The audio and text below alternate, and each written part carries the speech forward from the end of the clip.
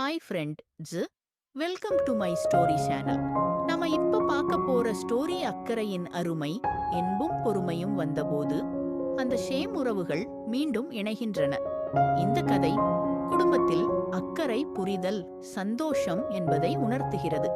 திருச்சி அருகே ஒரு சிறிய ஊரில் அருண் மற்றும் மாளவி என்ற இளம் தம்பதிகள் வாழ்ந்தனர். திருமணமாகி 2 மாதங்களே ஆனது. ஆரம்ப நாட்களில் இருந்த அந்த இனிமையான காதல் மெதுவாக ஒரு சிறிய மனக்கசப்பாக மாறத் தொடங்கியது. காரணம் எதிர்பார்ப்புகள். மாளவி ஒரு அன்பான பெண். ஆனால் அவள் மனதில் ஒரு சிறிய ஆசை இருந்தது. என் கணவன் என்னை புரிந்து கொண்டு என்னை முக்கியமாக கவனிக்க வேண்டும். அதே நேரத்தில் அருண் தனது அம்மா கமலாவுக்கு மிகுந்த பாசம் கொண்டவன். அவருக்கு அம்மாவே உலகம். ஒரு நாள் காலை, மாளவி, காஃபி கொஞ்சம் சூடா இல்ல என்று அருண் சொன்னான். சூடாகத்தான் போட்டேன், நீயே தாமதமா குடிக்கிற என்று மாளவி சற்று சலிப்புடன் சொன்னாள். அதை கேட்ட கமலா உடனே பேசினார். புதுசா வந்தவங்களா இப்படி பேசக்கூடாது, வீட்டுல எப்படி நடக்கணும்னு கற்றுக்கணும். மாளவிக்கு அந்த வார்த்தைகள் மனதில் குத்தியது. நான் இங்கே மருமகளா இல்ல, இந்த வீட்டோட பெண்ணா இருக்கணும்னு நினைச்சேன் என்று அவள் உள்ளுக்குள் வருந்தினாள். அந்த நாள் முதல் அவளின் மனநிலை மாறத் தொடங்கியது. ஒரு மாலை அருண் வேலை முடிந்து வீட்டுக்கு வந்தான். அவன் முகத்தில் சோர்வு இருந்தது. மாளவி அவனை பார்த்ததும் அவன் சோர்வை உணர்ந்தாள். அவள் மெதுவாக காஃபி கொடுத்து, நீங்க ரொம்ப டயர்டா இருக்கீங்க, கொஞ்சம் ரெஸ்ட் எடுங்க என்றாள். அருண் சிரித்தான். நன்றி மாளவி, நீங்க இருந்தா எனக்கு ரொம்ப சுகமாயிருக்கும். அந்த ஒரு வார்த்தை மாளவியின் மனதை மகிழ்ச்சியால் நிரப்பியது. இவனுக்கு நான் முக்கியம்தான் என்று அவள் நினைத்தாள். ஆனால் அந்த மகிழ்ச்சி நீண்ட நாட்கள் நீடிக்கவில்லை. ஒரு நாள் கமலா உடல்நிலை சரியில்லாமல் இருந்தார். அருண் அவரை கவனித்துக் கொண்டிருந்தான். மாளவி அந்த நேரத்தில் சற்று புறக்கணிக்கப்பட்ட உணர்வு அடைந்தாள்.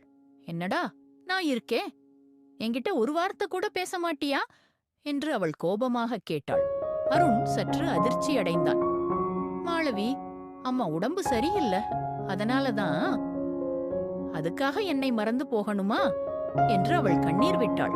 அந்த இரவு வீட்டில் அமைதி இருந்தது. ஆனால் அந்த அமைதிக்குள் பல கேள்விகள் இருந்தன. அடுத்த நாள் கமலா மெதுவாக மாளவியை அழைத்தார். மாளவி, இங்க வா. மாளவி தயக்கத்துடன் சென்றாள். நீ என்னை வெறுக்கிற மாதிரி தோணுது என்று கமலா மெதுவாக சொன்னார். அப்படி இல்ல அம்மா, ஆனா நீங்க யாருக்கும் மணி முக்கியம் இல்லைன்னு தோணுது என்று மாளவி கண்ணீருடன் சொன்னாள். கமலா சிரித்தார். நானும் ஒரு காலத்தில் மருமகள்தான். அதே உணர்வை நான் அனுபவிச்சேன். ஆனா ஒரு விஷயம் புரிஞ்சுக்கணும், இந்த வீடு உன்னோட வீடு, நீ இந்த வீட்டின் பெண். அந்த வார்த்தைகள் மாளவியின் மனதை மெதுவாக மாற்றத் தொடங்கின. ஒரு வாரம் கழித்து மாளவி தனது நடத்தை மாற்ற முடிவு செய்தாள். அவள் கமலாவை அன்பாக கவனிக்கத் தொடங்கினாள். அம்மா மச்சாம், இந்த கஷாயம் குடிங்க, உங்களுக்கு நல்லா இருக்கும் என்று அவள் சொன்னாள். கமலா அவளை பார்த்து சிரித்தார். நீங்க ஏன் மகளா இருந்தா இப்படித்தான் பார்த்திருப்பியா? மாளவி மெதுவாக, நான் உங்க மகள்தான் என்றாள். அந்த நாள் முதல் அந்த வீட்டில் மாற்றம் தென்பட்டது. அருண் அந்த மாற்றத்தை கவனித்தான். மாளவி, நீ ரொம்ப மாறிட்டே என்றான். மாறணும் தான், இல்லனா இந்த உறவு நீடிக்காது என்று அவள் சிரித்தாள். அருண் அவளை பார்த்து பெருமையாக நினைத்தான். ஒரு நாள் மாளவி தனது அம்மாவுடன் பேசிக் கொண்டிருந்தாள். அம்மா, இங்க நான் ரொம்ப ஹேப்பி. இப்போ இந்த வீடு எனக்கு உண்மையிலேயே என் வீடு மாதிரி இருக்கு. அவளது அம்மா மகிழ்ச்சி அடைந்தார். காலம் நகர்ந்தது. அந்த வீட்டில் சண்டைகள் குறைந்து அன்பு அதிகரித்தது. கமலா மாளவியை மகளாகவே பார்க்கத் தொடங்கினார்.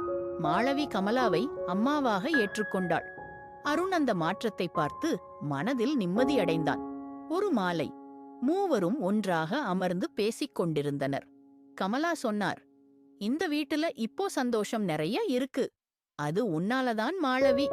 மாளவி சிரித்தாள். அது நம்ம அம்மா, மூவராலதான் அம்மா. அருண் அந்த இருவரையும் பார்த்து, இதுதான் குடும்பம் என்றான். மொரல். ஒரு குடும்பத்தில் பிரச்சனைகள் வருவது இயல்பு. ஆனால் அக்கறை, புரிதல் மற்றும் பொறுமை இருந்தால் எந்த உறவையும் அழகாக மாற்ற முடியும். மனைவியின் எதிர்பார்ப்பு தவறு அல்ல, மாமியாரின் அக்கறையும் தவறு அல்ல. இரண்டும் சமநிலையாக இருந்தால்தான் ஒரு குடும்பம் சந்தோஷமாக இருக்கும். என்ன நேயர்களே, நம்மளுடைய இந்த ஸ்டோரி உங்களுக்கு பிடிச்சிருக்குன்னு நினைக்கிறேன். நம்மளுடைய சேனல் உங்களுக்கு பிடிச்சிருந்ததுன்னா லைக் பண்ணுங்கள், கமெண்ட் பண்ணுங்கள், சப்ஸ்கிரைப் பண்ணுங்கள். நம்மளுடைய சேனலில் எந்த மாதிரி வீடியோ போடலாம் அப்படின்னும் நீங்கள் கமெண்ட் பண்ணுங்கள். நம்ம சேனல் வந்து ஜஸ்ட் 51 வீடியோஸில் 6 மந்தில் மானிட்டேஷன் ஆகிடுச்சு. உங்களுடைய சேனலும் இதே மாதிரி மானிட்டேஷன் ஆகணும்னு நினச்சிங்கன்னா உங்களுக்கு தேவையான டிப்ஸ் எல்லாமே வழங்கப்படும். நம்மளுடைய மெம்பர்ஷிப்பில் வந்து ஜாயின் பண்ணிவிட்டு உங்களுக்கு தேவையான டவுட் எல்லாமே நீங்கள் கேட்கலாம். தேங்க்யூ.